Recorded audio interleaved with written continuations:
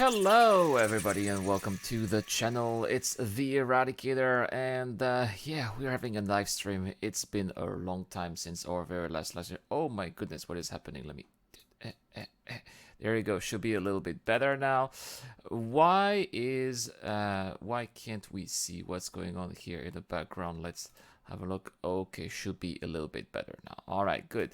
How's everybody doing today? Today we are going to have an episode of Inside Star Citizen, but not just that, guys, because we are also going to check out what the community has to say regarding Evocati and leaks. And we got an interesting vote here with 575 votes. I think that's going to be quite representative.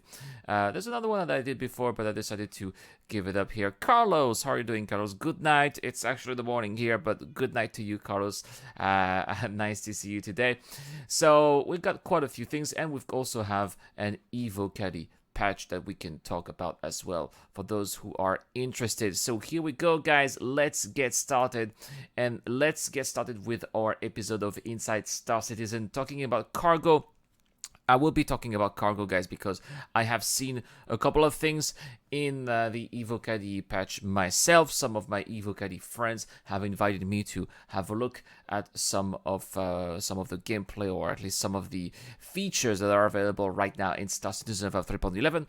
So we'll be discussing that. So here we go. Let's get into the theater mode and let's listen to good old Jared here and hear what he has to say. Here we go, right here.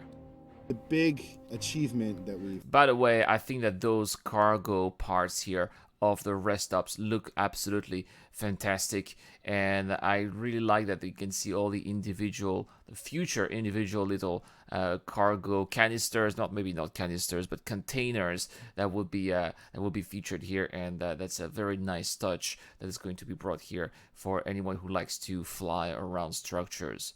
Done with this location. It's a great new addition for gameplay. Look at that. We can see them right here. That's what I'm talking about. Yeah. New thing to experience in there with can I just say I'm really happy with this.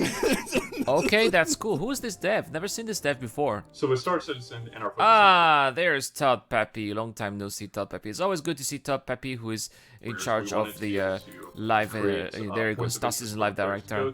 With 3.11, we're taking our next step in realizing this, and that is the additions of cargo decks. These the actual cargo decks here? We're not gonna go there. This is just like the visual representation of the cargo themselves. I think the cargo decks are going to be like inside the station themselves, but still, it's going to make those stations look far more impressive. But they were already looking quite impressive, but it's going to add definitely some extra cachet to those stations. In the past, we've had these big multidisciplinary kickoffs, but hey, for the cargo decks, this time it was different.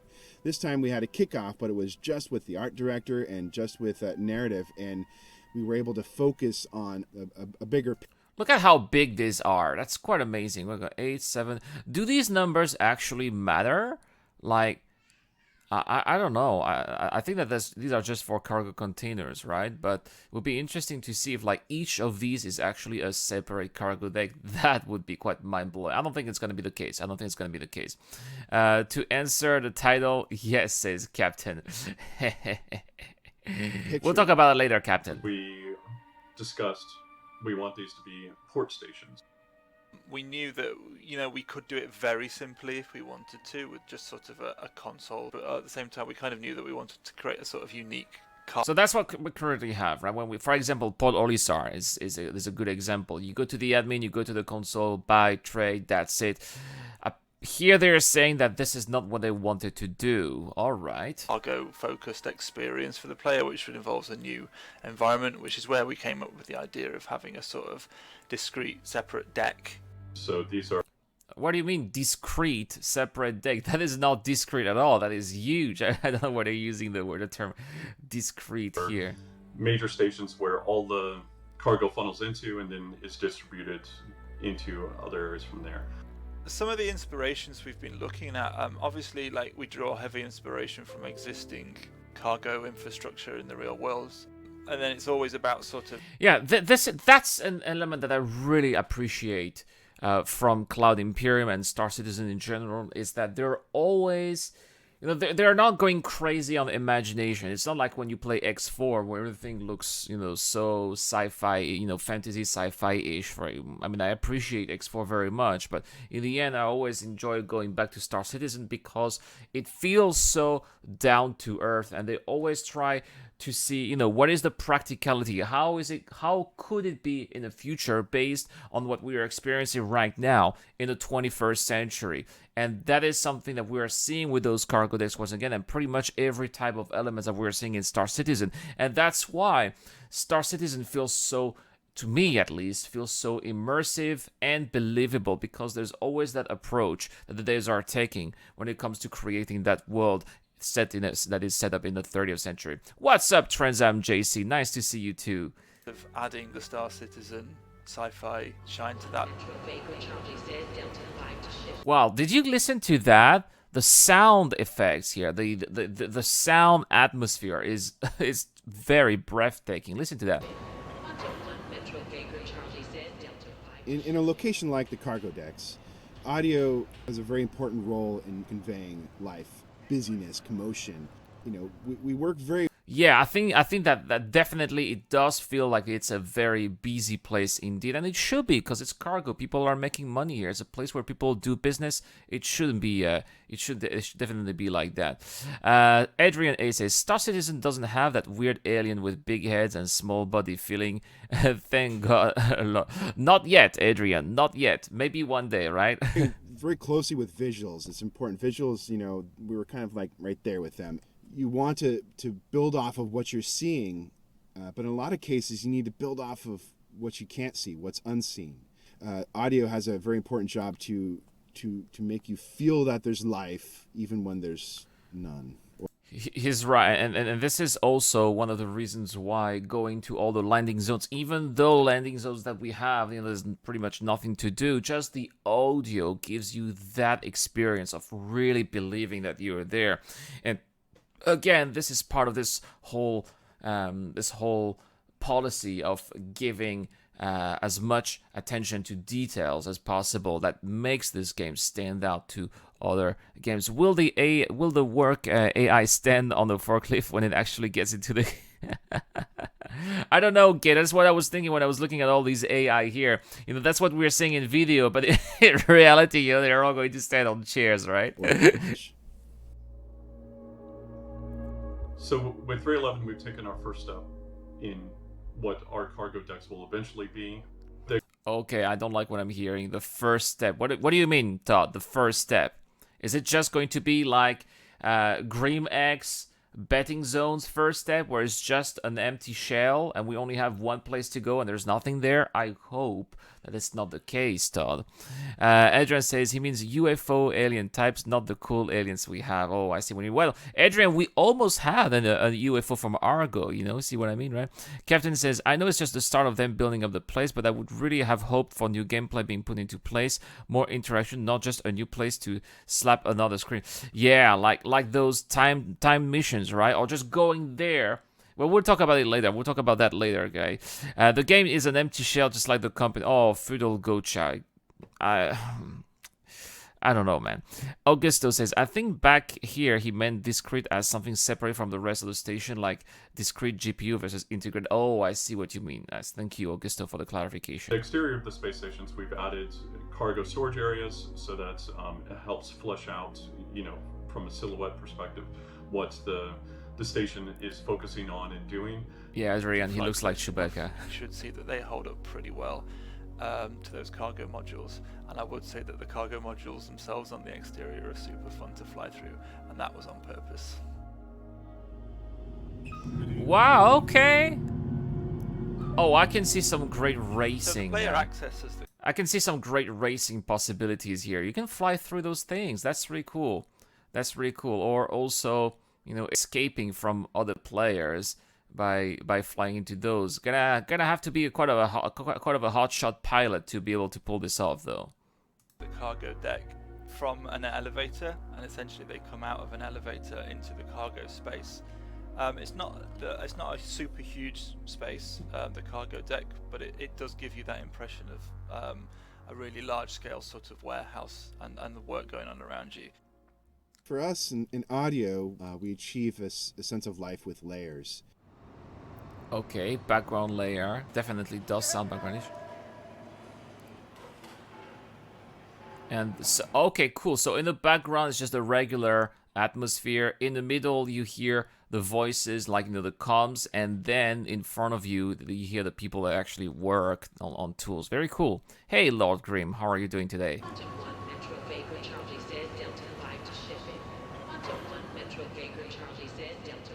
Well, it does sound very Especially satisfying. for cargo location, our initiative was to have a really good middle ground layer.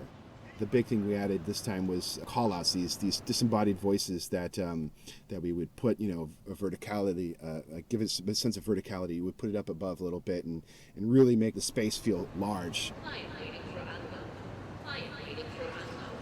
It sounds like some Star Wars bases, when you watch the movies and you hear those comms in the back. That's what it feels like. Noble Phoenix says, for it to be a milestone, it has to be with some new mechanics, right? I've already seen it. They call it a milestone. Spoilers. Yeah, we'll talk about it after, Noble Phoenix. We'll talk about it. Expect a rant after we finish watching this episode of Inside Star Citizen. So you'll come out of the elevator and you'll enter into a sort of large sort of thoroughfare that we have running through the center of the space. And then there'll also be this large warehouse area full of containers and the sort of hustle and bustle going on, and the tannoy announcements and things. So that's where the impression of the main sort of working space of the cargo deck is going to be. But the thing the player is really going to be interested in heading towards is the cargo shop. Yes, so are we gonna have any gameplay? Oh, look at that here, placeholder. Are we going to have any gameplay in Star Citizen Alpha 3.11 with cargo decks? That's what I want to know. They're not mentioning gameplay once, not at all. Just, oh wow, it sounds so great. Oh look, we got this and that. Yes, but what is it going to bring in terms of gameplay? Are we going to at least be able to trade cargo there? Here's what the minimum that I'm expecting with those cargo decks. I'm expecting, because right now, if you want to trade at stations right now, you can't do anything. They are not taking a lot. The inventory is getting full very quickly, and they're not buying much. So you have to go to the landing zones, and it's really annoying. What I'm expecting from those cargo decks is that they should be able to take huge amount of cargo, since they have huge amount of space, and that these are places where we can trade commodities between each different areas of the verse. That's what I'm expecting. And for that, I don't want to go to the admin. I want to go to the cargo decks, where we'll be able to buy and sell commodities from the cargo decks here, and not to the admin, which is what we currently have to do right now. That's what I'm hoping with those cargo decks. But right now, they're not saying anything, and that is freaking me out. Which will be sort of immediately visible as you come out of the elevator. Rentals. See the rental shop here? You would say, hey, cargo decks, it's dedicated to cargo, right? So you should be able to rent a Caterpillar. Well, spoilers for you guys. Guys, if you don't want to know any spoilers, mute the volume, but I'm going to give you a spoiler for the actual patch that is happening right now in the Evocatis. You can't rent a Caterpillar right now.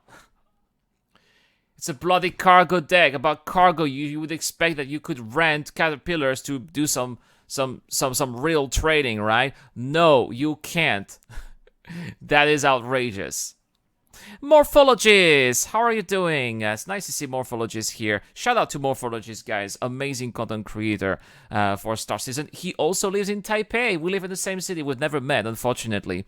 There's no gameplay associated with it, right? Exactly, Morph. That's what I've been ranting about.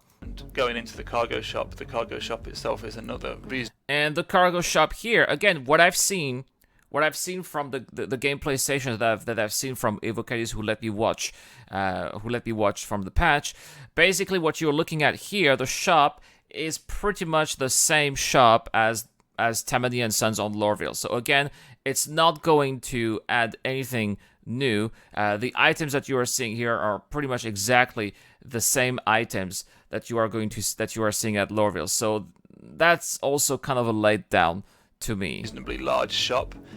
containing racks of like supplies and the sort of, as if the supplies in the shop have been taken out of the larger containers from the warehouse outside, as if they're sort of breaking the contents of the containers down, ready for sort of distribution.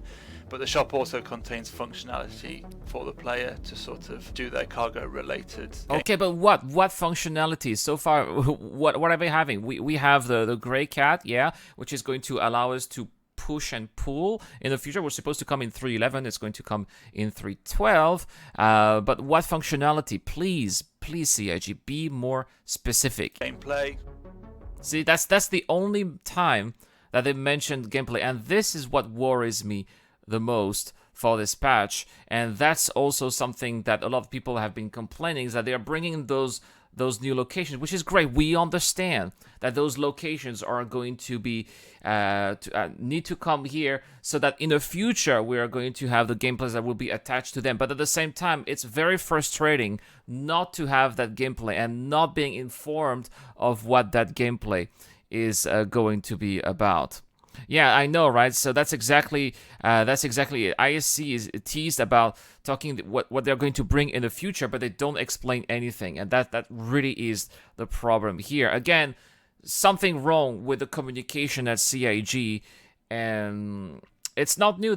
It's not new. You know, I really want to believe that they come to us with good intentions, but there's something that needs to be changed with communication. They need to be more precise. They need to give more details about what their plans are.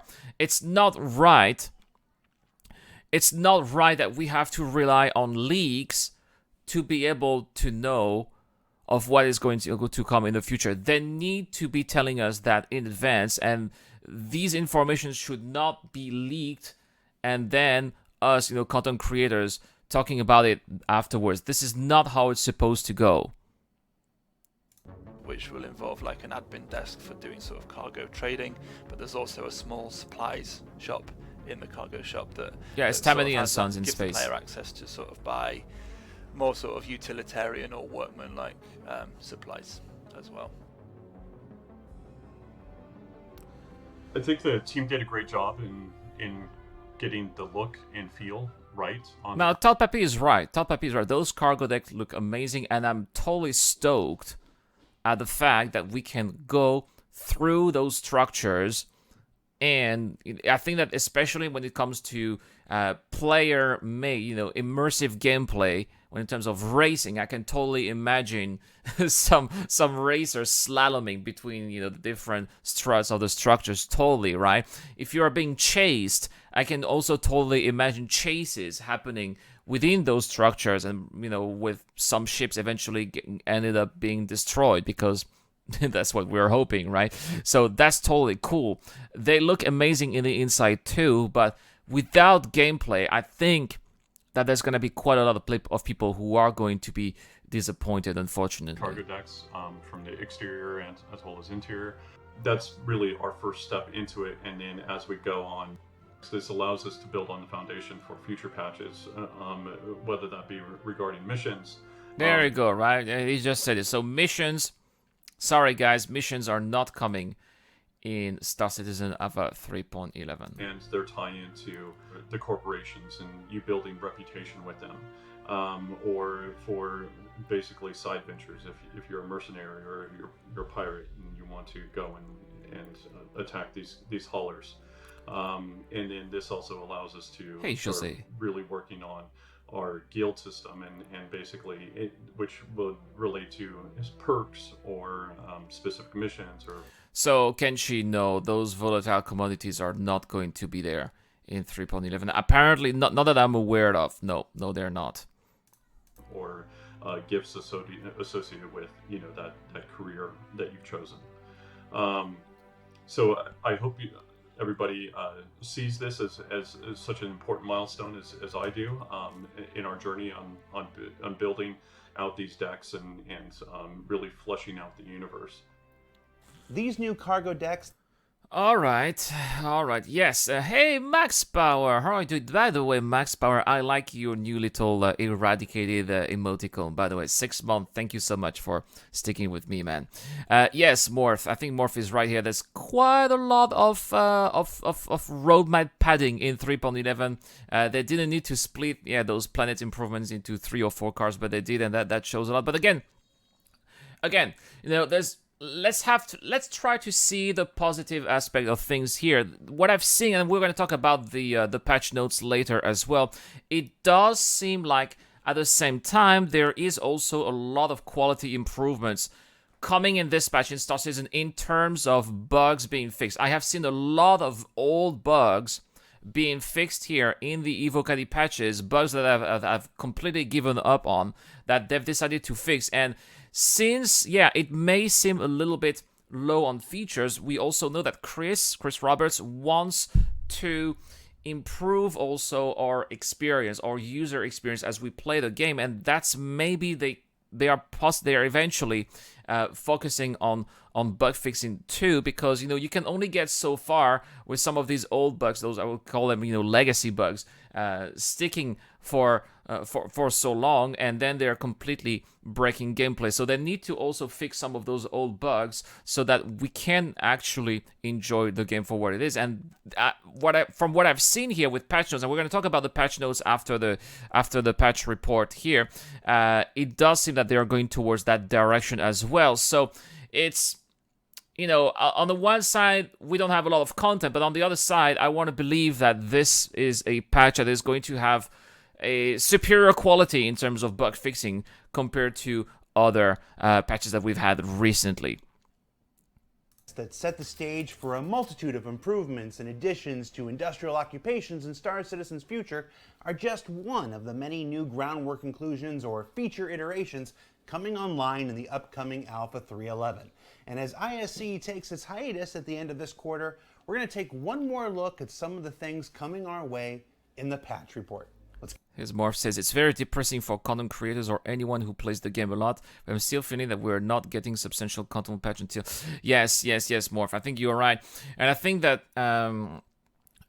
this is something that has been discussed about before. A lot of the content that is coming up in the future requires iCache. Like, for example, Todd Pappy was talking about reputation system, orgs, all of that needs iCache. We need persistence. Not necessarily server meshing. Of course, server meshing, that's something else, and we're definitely going to need that for future locations. But especially for a lot of content that we are waiting for, we desperately need iCache. And until iCache is coming, those patches are going to be quite light content-wise, as we are seeing with 3.11 or 3.12. Let's get to it. In addition to the cargo deck... So let's have a look at that. That's very interesting, because I think that in the episode it was a little bit too short. So what are we looking at here? We still have those big rocks. They're still here, but they do seem to be looking a little bit better. The snow, I think that the snow looked a bit better in the before. See, you can see that transition. We shouldn't be seeing that here. But they do have those little weeds and grass that stand out of the snow, and that looks pretty nice. All right, so far not stoked here on the before and after. We just learned about. There are a number of location-based improvements coming to the entire... All right, let's have a look at before and after. Where is that? That seems like the polluted area on Hurston. Yeah, this one looks definitely better, but we still have those big rocks scattered around the place that are going to be very annoying for driving vehicles. Yeah, they need to go. Entirety of the Stanton system, with the repainting of all existing planets and moons using our updated library. All right, let's have a look at before and after. Okay, yeah, the color palette also looks very nice in the after, and there's definitely more transition between the snows on the top of these mountains and the moss here below. Yeah. All right, let's keep on going. We have geology assets, updated ground textures. It's okay, Morph, it's okay. So there we go. Polluted coast area before and after. I don't know what you guys think. Is this what you... I think... Because, guys, this is the polluted coast area. And that's the before, there's the after. And I think that's what we're looking at here when we talk about buoyancy. Remember, guys, that buoyancy that I talked about in the roadmap? I think that we are seeing it right here with all of those, seaweeds. Because remember, it's supposed to be the polluted coastline. When you have polluted waters, you have a lot of those very thick seaweeds that are just, preventing movement, and they just, get you stuck in the water. I think that's what we are seeing here. I think that's what we are seeing here in that footage. Very interesting. You know what? What I'm seeing here in the after mix is actually making me grow on buoyancy, which I know is one of those weird features in 3.11. But when you're looking at it here, I think that it does make sense. I don't know what you guys think here in the comment section down there. Inflation and displacement of scattered objects. There we go. What you're looking at here, this is actually water that you are seeing here, and these are the seaweeds that are floating on top of it. That's not something that I talked about, but coming from a coastal area when I was not living in Taiwan, and we have this problem. We have polluted coast issues where I'm from, back in Brittany. And this looks a lot like what we are having to deal with when we are having to deal with those seaweeds Across their surfaces. Now, it may seem like a small touch, but these continuing improvements are a hallmark of Star Citizen's dedication towards iteration and the continuing evolution of its content. I like that they are working on improving those textures and planets and moons too, because guys, let's remember there is competition coming up next year with Elite Dangerous Odyssey. Star Citizen need to step up their game, right? And this is also something that I've seen in that footage around Daymar. What is this? Is Daymar going to get a ring too? That would be weird, right? But this is something that we've seen quite a lot when they've shown that footage here around the newly reworked Daymar. I have no idea what that white line is here. I was wondering if this was a new ring. That would be weird, right? 2 moons with rings, that would be a little bit too much. If anyone has any answer, please let me know. You'll also be able to travel to... Yes. I'm a little bit tired of the Aura. I mean, the Aura Legionnaire is great, but this one is going to be quite epic, I think, for a starter combat ship, and you should expect a lot of testing in the channel as well with the Origin 125A. To those updated locations in the new 100 series of spacecraft from Origin, whether that's the model of efficiency 100i with its dedication to style and comfort and fuel. It does look quite stylish and amazing. And look at that, they even have the logo here in the back. That's like a real car. Performance to match. The Heart of the Warrior 125A with its souped up weapons package that shows you don't have to sacrifice elegance for firepower. Yes, I can't wait. I'm pretty sure some orgs are going to have squadrons of 125As. This, especially given the rework that they did on the 325As, which looks super ugly. I'm sorry, guys. I hate the new 300 series. This, to me, the 100 series is how the reworked 300 series should have looked like. And I'm totally digging what this ship is. Yeah, they look awesome. Or the Life of the Party 135C with a deceptively increased cargo capacity that shows you've got more. That's a lot of cargo that they have in this. I think, if I'm correct, that it's 8 SCU of cargo capacity here for the 100 series, which is almost as much as the Avenger Titan, which has 12, which is going to, I mean, for entry-level cargo, if you're into smuggling, that kind of cargo, right? That is going to be a great alternative to the Avenger. More on the inside than others might expect. Arriving a little late. What time is it in Taipei? It's 10:29 a.m. here in Taipei, Adrian. Later, but still in the Alpha 311 branch is the Yes, that's my baby. That's my Gibboning. As much as I didn't give a damn about the Karak, I want that ship. Mercury Star Runner, designed to raise the bar on speed and efficiency while remaining a stalwart of reliability. This Noble Phoenix says, as an Aurora owner, I feel a bit gipped, but it's fine. I got an Avenger. Oh, you got an Avenger now. The Aurora is a pretty fine ship now. I'm going to make a video soon about the Aurora. Like I'm gonna have a challenge. Spoiler, guys. Morph, if you're here, Morph, please don't steal my idea. I'm hoping that you're listening. You won't steal my idea, but I'm going to make a video soon, probably this weekend, about how much money can you make with a basic Aurora in 1 hour. It's gonna be. I'm gonna make this video this weekend. I hope to put it on Sunday on the channel. And that's gonna be quite a lot of fun, right? So yeah, I like the Aurora too, Noble. Data running, cargo hauling, something about smuggling ship is scheduled to make its debut in the Star Citizen Persistent Universe in a subsequent 3.11x patch. Look at that, those little shady parts of the Mercury Star Runner. They got a side for everybody, you know. In the Star Runner, you have speed, you have the comfy area, and you got the hidden parts. And is poised to become a system-wide favorite if it isn't already. It is. The front-end experience for players when... Okay, this is meh. To me, I don't know, guys. I don't know what you guys think. I think that's a waste of time, but at the same time, they needed to...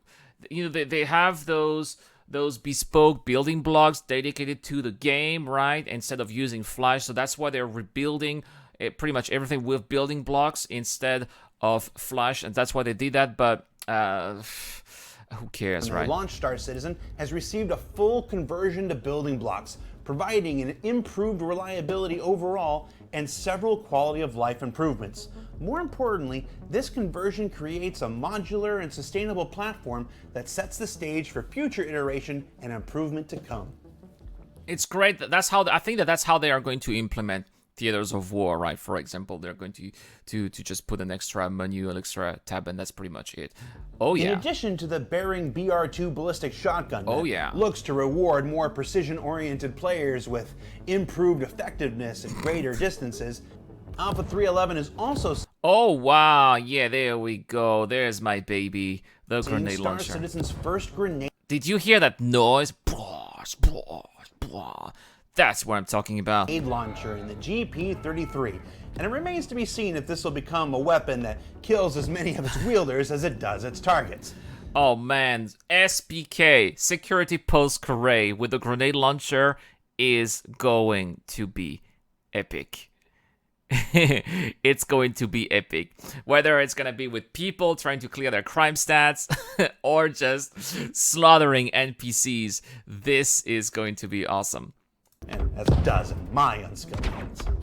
We've also got 3 new iterations from the actor feature team aimed at providing a more compelling and more visceral player experience, like Force Reactions V2, where that's also going to be quite cool. I wonder if you are going to actually punch someone, like let's say you punch someone in the low gravity area, is the character you are punching also going to be pushed like that to the ground? Twitches and knockdowns from direct and indirect forces will impact the player in new and exciting ways, while the sustained forces from ship movement now transfer to the occupant. So I've seen some comments here saying that if you ram into something, you should be pushed towards the front, not towards the back.